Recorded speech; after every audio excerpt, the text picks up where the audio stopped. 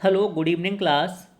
आज जो हम डिस्कस करेंगे SSC JE mains exam study 2022 की बात करते हैं, ठीक है। और आप सभी को पता ही है, अभी एसएससी का जो कैलेंडर आया है उसमें जो मेंस एग्ज़ाम की डेट है वो 26 फेब 2023 है। तो हमारे पास में अब ज़्यादा दिन का टाइम नहीं बचा हुआ है। आज मेरे पास में 15 जनवरी हो गई है, ठीक है। ओनली आप ये मान के चलो, कम से कम नहीं तो 40 डेज़ मेरे पास में हैं। 40 डेज़ के अंदर मैं किस तरीके से तैयारी करूं जिससे कि मैं एसएससी जेई जो मेंस एग्ज़ाम होने वाला है उसे मैं बहुत अच्छी तरीके से क्लियर कर सकूं, ठीक है। तो मुझे सबसे पहले जो फोकस करना है वो ये करना है कि जो प्रीवियस ईयर क्वेश्चन है, जैसे ज़्यादातर हमें यही फोकस करना है कि प्रीवियस ईयर क्वेश्चन किस तरीके से आने वाले हैं। अगर आपकी कमांड प्रीवियस ईयर क्वेश्चन पे अच्छे तरीके से है तो इसका मीनिंग है कि आपको एक एग्ज़ाम का पैटर्न पता होगा कि पैटर्न में क्या चीज़ पूछी जाती है, थ्योरी मेरे पास में आती है या मेरे पास में, वो आपको पता लग जाएगा कि थ्योरी ज़्यादा पूछता है या न्यूमेरिकल ज़्यादा पूछता है। और जो आजकल का सिनेरियो चल रहा है, डोंट बिलीव कि न्यूमेरिकल पूछा जाएगा या थ्योरी पूछी जाएगी।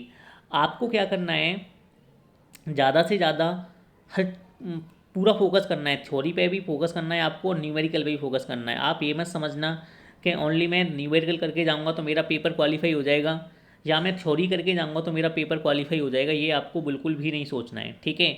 तो पहला आपको क्या करना है कि एसएससी जेई जो प्रीवियस ईयर क्वेश्चन है वो करने हैं। अब बात आती है इसके अंदर भी कि जैसे हमारे पास में क्या है कि कोई कहता है कि सर हम सोम कहाँ से करें, कोई कहता है कि सर हम आरसीसी कहाँ से करें।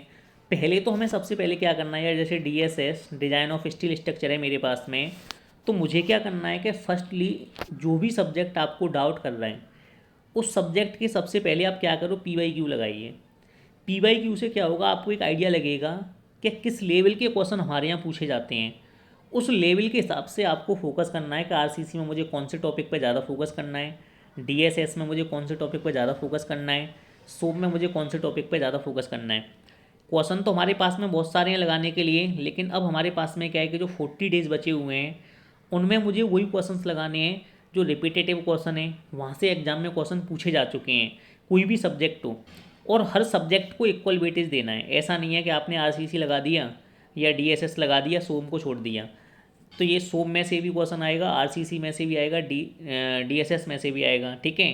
तो हमें क्या करना है कि इक्वल वेटेज दे के, और जो प्रीवियस ईयर है पीवाईक्यू के बेसिस पे मैं क्या फोकस करूँगा कि जो टॉपिक जहाँ से क्वेश्चन पूछा जा चुका है पहले एग्जाम के अंदर, मैं उस क्वेश्चन को उस टॉपिक को मैं ज़्यादा बार रीड करूँगा, उस टॉपिक से मैं ज़्यादा क्वेश्चन लगाऊंगा। जैसे अगर मैं सोम की बात करूँ तो सोम में क्या होता है, जैसे अगर मैं सोम की बात करूँगा तो सोम में क्या होता है आपको पता है। जैसे एसएफडी है, बीएमडी का क्वेश्चन है, ज़्यादातर केस में आता ही आता है। तो इनको अच्छी तरीके से लगाओ, डिफरेंट टाइप के क्वेश्चंस लगाओ, पूरा कॉन्सेप्ट आपको आना चाहिए किस तरीके से करना है, ठीक है। और जो मेंस में कॉपीज़ यूट्यूब चैनल पर जो डालता हूँ वहाँ से आप ये भी देखो कि किस तरीके से क्वेश्चन को अटैम्प्ट किया है और एग्जामिनर ने किस तरीके से नंबर दिए हैं। जैसे अगर मैं आरसीसी की बात करूँगा तो आरसीसी में आपका 1/11 95% और 99% ये क्वेश्चन आता ही आता है। अगर मैं आपका हाईवे की बात करूँगा तो हाईवे में क्या होता है आपका ओवरटेकिंग साइड डिस्टेंस, ये वाला क्वेश्चन जो ओएसएस होता है, ओवरटेकिंग साइड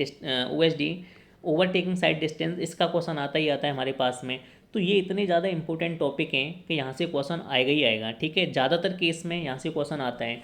तो आपको क्या करना है, हर सब्जेक्ट को बहुत अच्छे तरीके से लेना है। जब आप इतना काम कर लेते हैं, जब आपका एसएससी का प्रीवियस ईयर हो जाता है, जैसे आपने क्या किया कि जो एसएससी जेई है इसका प्रीवियस ईयर आपने कर लिया, ठीक है।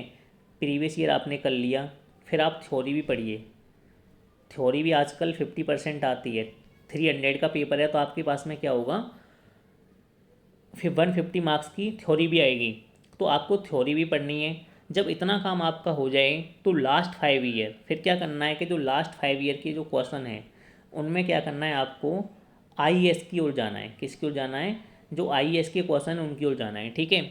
तो ये स्टेप से आपको स्ट्रेटजी फॉलो करनी है। पेपर आसान आएगा, कॉन्फिडेंस के साथ में पेपर में जाना है। पेपर को देख के डीमोटिवेट नहीं होना है। अगर आप पेपर को देख के डीमोटिवेट हो जाएंगे तो you are not able to qualify the exam, okay. आप एग्ज़ाम को क्वालिफाई नहीं कर पाएंगे। तो फर्स्टली क्या करना है कि जैसे ही पेपर देखा, पेपर देख के जो क्वेश्चन आप पे आते हैं अच्छी तरीके से आते हैं, आप अटेम्प्ट करना स्टार्ट करो। पेपर क्वेश्चन होगा, क्वेश्चन के बाद में क्या होता है, पहले होता है क्वेश्चन लिखा होता है, उसके बाद में आंसर के लिए यहाँ पे जगह होती है। तो जो क्वेश्चन आप पे आता है आप उसका आंसर करिए, ना कि ये क्वेश्चन मुझ पे नहीं होगा उसे देख के कन्फ्यूजन नहीं होना है। अगर आप ये काम कर लेते हैं, इसके बाद में फिर आपको क्या करना है, इसके बाद में फिर आप क्या करोगे कि जो आईएएस का प्रीवियस ईयर है इसके आप 5 ईयर के क्वेश्चन लगाओगे। यहाँ से भी डायरेक्ट क्वेश्चन बनते हैं, आईएएस से तो डायरेक्ट क्वेश्चन पूछा जाता है मेंस के एग्जाम में, डायरेक्ट जो क्वेश्चन आईएएस में आते हैं उन्हीं क्वेश्चन को उठा के हू बहू सेम टू सेम क्वेश्चन दे दिए जाते हैं। तो आप इन्हें करिए। और जो थ्योरी है, थ्योरी हमेशा पीवाईक्यू भी आती है, और आजकल के एग्जाम में क्या है कि थ्योरी अलग से भी आने लग गई है। तो आपको क्या करना है, जैसे आपने सीमेंट का टेस्ट पढ़ा हुआ है तो आपसे ये क्वेश्चन पूछ लिया जाएगा कि write any two test two laboratory test of cement. तो आपको क्या करना है कि जो आपने लेबोरेटरी के अंदर टेस्ट कभी किए थे बीटेक टाइम पे, उन्हीं को जो आपके माइंड में at the time of exam जो भी कुछ आपके माइंड में चल रहा है उसे पॉइंट वाइज आप अच्छी तरीके से डिफाइन कर दें। उससे एग्जामिनर समझ जाएगा, और अगर आपका 15 मार्क्स का क्वेश्चन है तो आपको वो 10 मार्क्स दे देगा, क्योंकि अगर आपने अपने वर्डों में अच्छी तरीके से डिफाइन किया हुआ है। ठीक है, पॉइंट वाइज ज़्यादातर कोशिश करना है लिखने की। तो एग्ज़ाम में ज़्यादा टाइम नहीं बचा हुआ है, मोटिवेशन के साथ में कंटिन्यूस प्रिपरेशन करते रहें, ज़्यादा से ज़्यादा फॉर्मूले रिवाइज करें। और जैसे मेरे पास में जो सबसे अच्छा सब्जेक्ट है एरीगेशन, एरीगेशन इतना अच्छा सब्जेक्ट है कि इसमें तो कुछ नहीं है। एक लेसी थ्योरी 100% आएगा ही आएगा, लेसी थ्योरी और कैनेडी थ्योरी दोनों पे क्वेश्चन आता है, इसको तो आप रट के जाइएगा। ठीक है, ये आपके पास में लेसी थ्योरी हो गया, कैनेडी थ्योरी हो गया, यहाँ से क्वेश्चन आएगा ही आएगा। अगर मैं और इम्पोर्टेंट टॉपिक की बात करूँ, जैसे 10 अगर मैं टॉपिक लूँ जहाँ से क्वेश्चन आता ही आता है, वो कौन से टॉपिक होंगे, देखो मैं आपको बताता हूँ। जैसे अगर मैं सोम की बात करूँगा तो S F D and B M D, ये मेरे पास में। आर सी सी की बात करूँगा तो मेरे पास में वन वे स्लैब, ये यहाँ से क्वेश्चन आता ही आता है। ठीक है, अगर मैं एरीगेशन की बात करूँगा तो एरीगेशन में मेरे पास में क्या रहता है, लेसी, लेसी ज़्यादातर पूछा जाता है, लेसी थ्योरी। ठीक है, और भी हमारे पास में सब्जेक्ट हैं, स्ट्रक्चर एनालिसिस नहीं पूछा जाता ज़्यादातर, ये बहुत कम एक दो क्वेश्चन आता है, कभी कभी नहीं पूछा ही नहीं जाता। हाँ, अगर मैं डीएसएस की बात करूँगा तो डीएसएस में क्या होता है, बोल्टेड और बेल्डिंग कनेक्शन, बस आपको इसी पे ज़्यादा ध्यान देना है, बोल्टेड एंड बेल्डिंग कनेक्शन, इन पे आपको ज़्यादा ध्यान देना है। ऐसा नहीं है कि आप टेंशन मेंबर में लगे हुए हैं, टेंशन मेंबर का क्वेश्चन बहुत रेयर केस में पूछा जाता है, और आएगा तो ये भी हो सकता है कि you are not able to solve that question. तो आपको क्या करना है कि जो डाउट लग रहा है, जो क्वेश्चन आप नहीं समझ पा रहे हैं, तो आप उसको क्या करो, लीव इट मारो।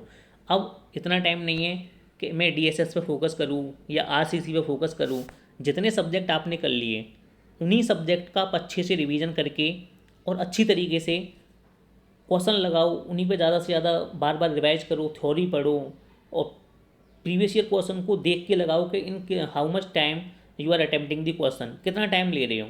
ठीक है, क्वेश्चन को अटेम्प्ट करने में, उसके हिसाब से आप करिएगा तो ये बहुत आसान पेपर आएगा, और बिल्कुल टेंशन नहीं लेनी है। मैं प्रीवियस ईयर का कट ऑफ डिस्कस कर दिया हूँ पहले ही, जो भी स्टूडेंट हैं वीडियो नहीं देखा उसे जाके देखें। रिजल्ट 1 या 2 दिन के अंदर, जो भी दिन जा रहा है, मे भी हो सकता है इस वीक के अंदर रिजल्ट आपका डिस्प्ले हो जाएगा। ठीक है, तो आपको क्या करना है, अच्छे तरीके से एक जोश के साथ में, इस बार जॉब भी अच्छी है, वैकेंसी काफ़ी अच्छी है। सी पी डब्ल्यू डी में आपके 650 के करीब, 643 के करीब, 41 के करीब वैकेंसी है। सी डब्ल्यू सी में भी वैकेंसी अच्छी है, एम ई एस में भी वैकेंसी अच्छा है। तो आपके पास में गोल्डन अपॉर्चुनिटी है, ये इस बार आपके हाथ से जानी नहीं चाहिए। और ज़्यादा से ज़्यादा क्या करना है कि 100% you have to make sure I will take selection at this year. आपको क्या करना है कि इस साल सिलेक्शन लेना है इसी एग्ज़ाम में। किसी कारणवश जो भी, जैसे कुछ लोग हैं उनका अभी रिजल्ट आएगा तो पता लगेगा कि इस साल उनका सिलेक्शन क्या हुआ है, नहीं हुआ, तो वो भी क्या है कि डीमोटिवेटेड ना हो। अगर उनका नहीं हुआ है तो आगे क्या है कि जो नेक्स्ट एग्ज़ाम होने वाला है अगस्त में, उसका भी डेट आ गया है। ठीक है, अगस्त या सितंबर में जो भी है उसका भी डेट आ चुका है। तो आप नेक्स्ट एग्ज़ाम की तैयारी में लग जाएं, कि वेट नहीं करें कि मैं वेट कर, आप वेट करने में लगे हुए हैं कि एग्ज़ाम ये नहीं हुआ तो वो होगा नहीं होगा। आप कोशिश करते रहिएगा, एक न एक दिन आपका सिलेक्शन 100% हो ही जाएगा। ठीक है, तो जो भी स्टूडेंट हैं डोंट बी डिमोटिवेटेड, अपनी जो भी प्रिपरेशन चल रही है उसे कंटिन्यू रखिएगा। ठीक, कोई भी अगर आपको डाउट आता है then comment on video, I will reply you. Okay, thank you class.